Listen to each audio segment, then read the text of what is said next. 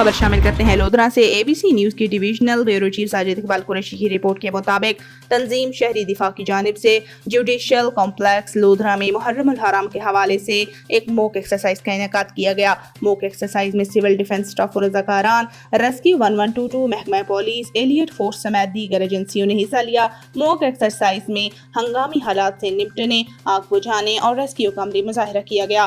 موک exercise کے دوران civil defence bomb disposal squad کو بلڈنگ سرچ کرنے پر ایک زندہ ID ملی۔ سول ڈیفنس اسٹاف نے حفاظتی اقدامات اختیار کرتے ہوئے بم ڈسپوزل سے محفوظ رہنے والے سوٹ کو پہن کر زندہ IED کو ناکارہ بنایا۔ موک ایکسرسائز کے اختتام پر ڈپٹی سپرنٹینڈنٹ آف پولیس اسحاق سیال نے محکمہ سول ڈیفنس اور دیگر تمام سیکورٹی ایجنسیز کی کارکردگی کو سراہا۔ انہوں نے موک ایکسرسائز کے دوران باہمی کوآرڈینیشن کو بہترین قرار دیا۔